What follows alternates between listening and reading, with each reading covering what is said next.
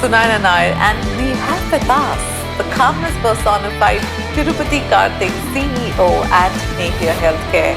Karthik is an erstwhile entrepreneur, a management leader with over 2 decades of experience in Singapore's IT industry, having worked with giants such as HP and SAP, and also nearly a decade of experience in healthcare. Now, if you've listened to our TalkCXOLife podcast conversation with Karthik, you would know now that this leader is also a coach, a World Squash Federation certified level 1 coach to be precise, who spends his weekends coaching children in Singapore to play squash, of course.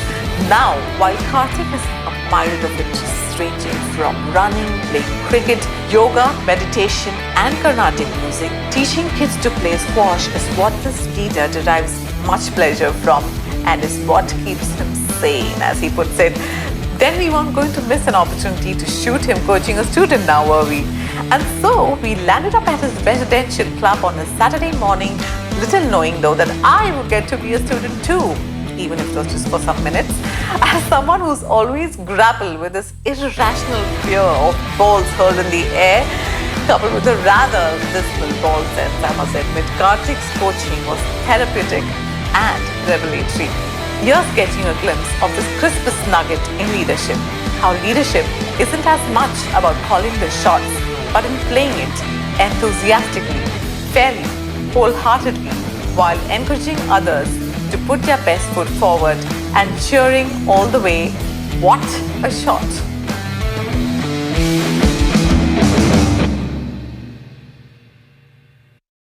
Hi Karthik, once again. Thank you. You get to see you sweat. These are the small pleasures of life in the weekend. This is what keeps you sane. Right. What is the pleasure exactly that you derive from squash? I think 2 things. One is you get to teach something. So for example, some of my kids when they came in, they didn't even know how to hold a racket. And squash is something I call as a skill for life. You can pretty much, unlike some of the other team sports, squash, you can be on the squash court all by yourself. You can get a good workout just by yourself. You could do 100 forehands and 100 backhands and some of the drives and the bows and all of that. And that will give you a good workout. So it is in many ways relaxing. It's almost like meditation. You are with yourself. You're spending a lot of time doing that. So how many years have you been doing this? Actively coaching, I took my certification, I think it was way back in 2013 or 14, I can't remember. So I've been coaching about 2 years prior to that. Right. So since about 6 years, I've actively been coaching. But I've been playing squash since 95, 96. And in this sport, I've been playing since 99. All these sports. Right.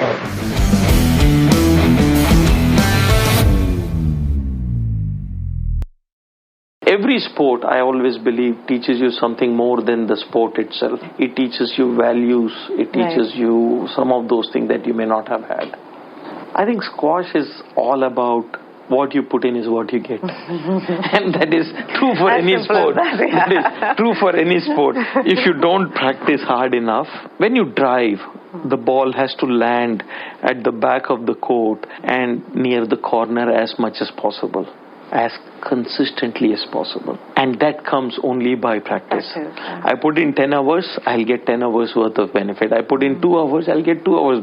So what it also teaches you is you got to do what you got to do before you get what you're supposed to get. So you transitioned, you went on to become a coach. Right. Smart way of being in touch with the game that you like. But you're also among the, you're a WSF-Certified Level 1 coach in Singapore. You have certain kids under your training. So how did that happen? My coach here, who also runs the Ultimate Squasher, the club, she said she's actually a national player herself in Singapore. And she was the national coach. So she said, Karthik, this is coming, you should be. I said, what would I do becoming a coach? She said, no, it'll teach you something good, it's interesting. So I just signed up for it for the heck of it. And then I went for a conversion course subsequently as well. But it taught me a lot about the game itself. Many a times you learn to play the game without understanding why you're swinging swing is this way, why your grip is this way. We also learned how to troubleshoot grip, how to troubleshoot some of the way the racket swing is, and many things, including where do you look, how do you stand, and how do you prepare the racket, how do you prepare yourself, and all of that. Very interesting. Once you learn it, then this is something different. Right. I have always been playing, and I have been this most terrible coach to my kids outside, because there is nothing worse than watching your kids play inside the court, whether winning or losing, and parents outside can get quite rowdy. I was quite terrible in that sense. But after that, you then realize, it's different. You understand the problems, you understand why they are doing things the way they are doing, and then you try to troubleshoot it for them. You're learning squash since when?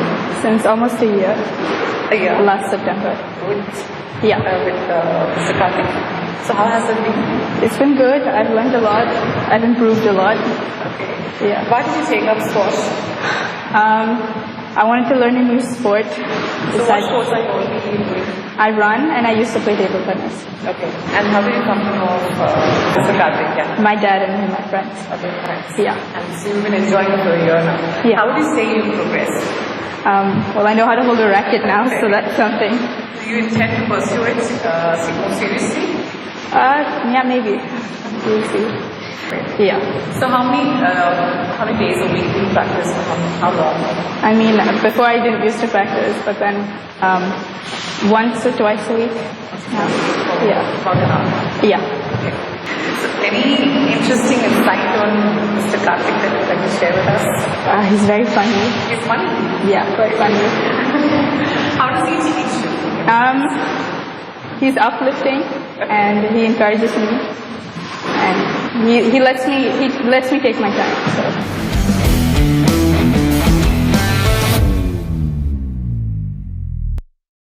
But also the other thing that I like is kids also take a lot more, just like my kids did.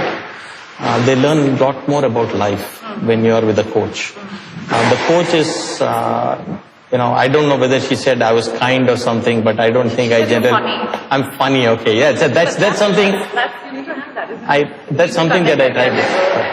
That's something I consciously tried to do, because kids must have fun. For that matter, anyone who's being taught by anybody must have fun.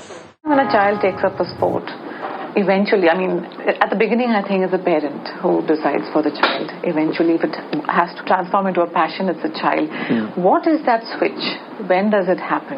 When a child knows that he has to go for his squash training. But, that time when you realize the child has switched. Now, he really wants to learn. He really enjoys that session. I think that tipping point comes after a few years. See, the first few years is the parents are going in to the squash court every weekend, making them take part in tournaments and do all of that. But there will be a point where the kids, two things will happen. People say, well, sport can't be your life. You got to have a life which is built around education and jobs and all of that. So there is one part that goes off there. Then there is another part which says, okay, you can do that. And this is what is happening in Singapore today. Parents are realizing that you can still continue a sport despite being good in education. You don't have to turn a professional, but you can still keep in touch with the sport. I think that's where it is. But the tipping point, I would say, comes probably if a kid starts at 6 or 7 years of age. Then they go through about 3 or 4, 5 years of training and, being in squash. They get a level of proficiency. And that's when they say, this. But what also happens, for example, with my kids, it has happened is my son and daughter both have made friends, lifelong friends. It's much more than just a sport.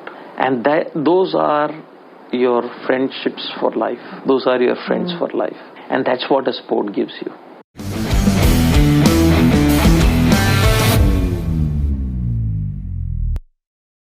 And what is, a couple of things that you learn from these kids? What do you derive from them?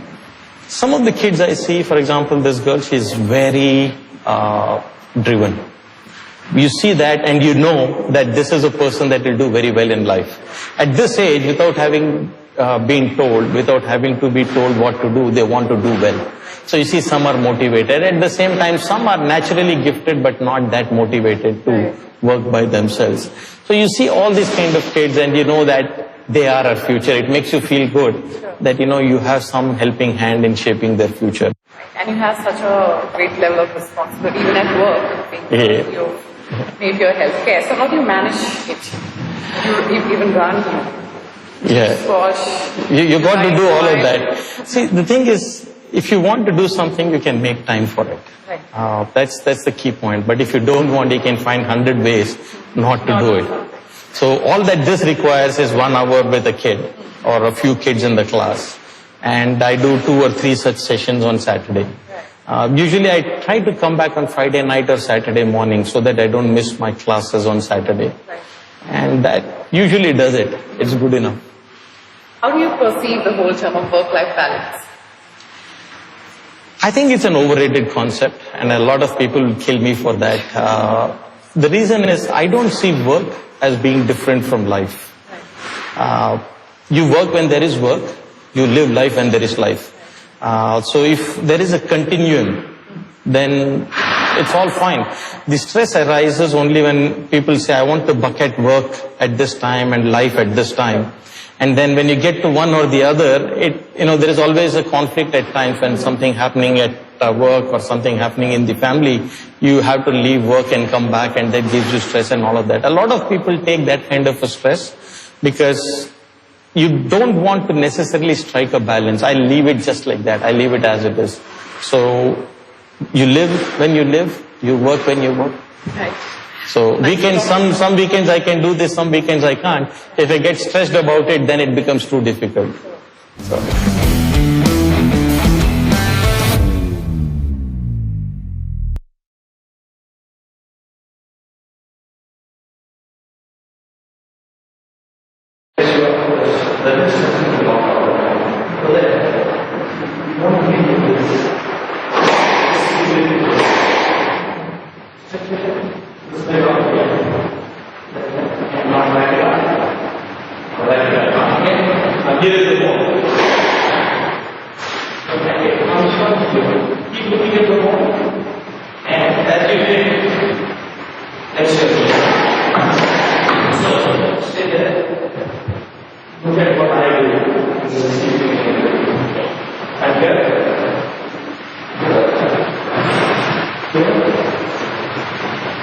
And then as I play, my knee goes forward. Okay, so from here, my knee goes forward. Not like this. It's an art that goes like this. It's not in a normal. Okay, so from there, back it up. Then also, this much.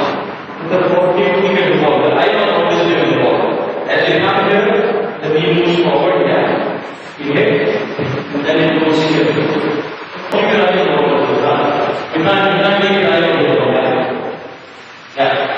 The follow through will be natural. The follow through you don't have to try anything with your eye.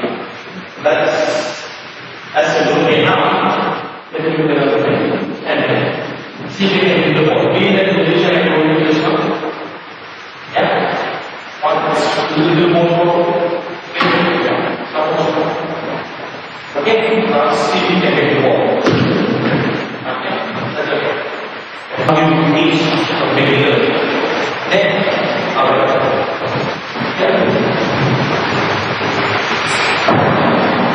one step forward. Stretch. Important is to stretch on. Then you go back. Hit the ball. Doesn't matter. Keep looking at the ball. That's okay. These circuits are very strong in the whole way. Very good. That's it. Okay. Keep the racket up. Very good. Don't worry, don't look where the ball is going. Because what happens when you look at where the ball is going, you will do this. And the racket will then get you straight. The racket stays on course only as long as the eye is open. That's very interesting, right? When you hit it, you don't want to know where it is going because eventually after you finish, you can look up.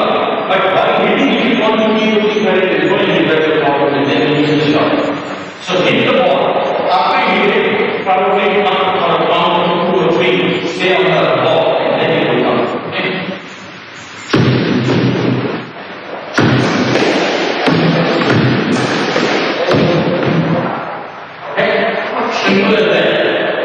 That is simple job.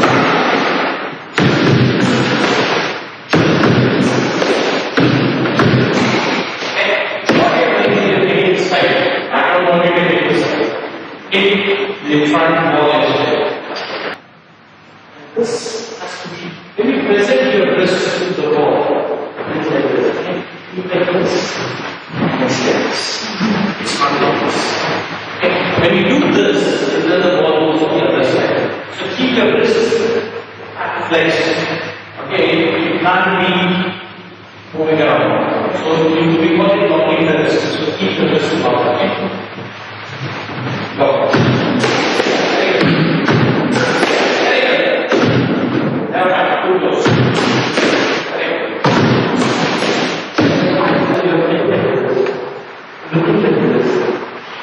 Release the hand. Release the hand. If you think at the ball, release the hand. So, try the back hand. Same thing. Now the left forward from here. Okay. Now remember what you have to do here. Watch your wrist. Okay. Deep here. Here. Don't get me over here. Okay. Now as you hit the ball, knees must work. You should transfer the weight of your body. So the body weight has to be transferred from here. You see, keep this like this here. As I go, I transfer the weight of my body. And sometimes you have to hit the ball. That's why. But you have to do like this and just let go. Okay. Now think of yourself as a walk that is moving. You do it like this. And then it just releases. So for you to do that, so this is how that should go. Okay, now keep looking at the ball. Now just release as fast as you can. Release as fast as you can. Take fast means can you hear the sound? Okay. That's the sound. Are you ready? Yeah. Don't hold that. You don't stop here. Let it go. Let it go. Give the full control. Yeah, that's it. Yeah, and that goes. Yeah. Okay. So now remember the focus on the ground. The ball is here. Again, try hitting this my right leg. Your right leg. Yeah. Okay, you want to turn your head back. Your eye is always in your rotation. Go. You're stopping after hitting here. I don't want you to stop after here. Hit and then take it up. Yeah. Look at the ball, not there. No. You have to stop. You don't have to do so much of that, but it is fine. Okay. Stop that. Now you're here. To the ball. Now.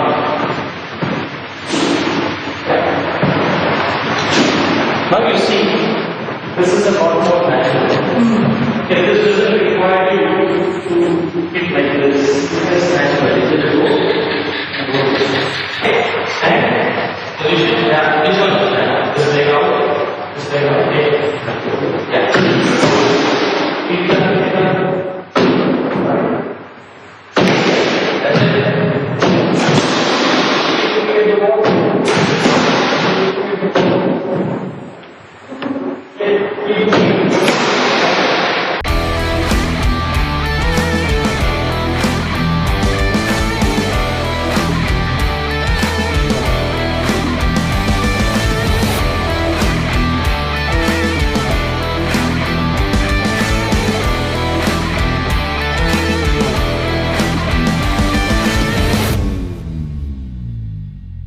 I'm very bad with ball like this. No, one has to have Fear of the ball coming and hitting me.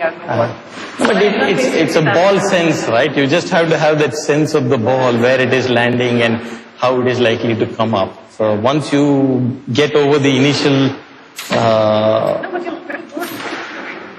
I've been practice. Thank you. So much for your Thank you time. very much. I have gotten a lot out of this sport. My kids have gotten a lot out of this sport. It sounds big and lofty to say I'm trying to give back something, but this is more for my personal enjoyment.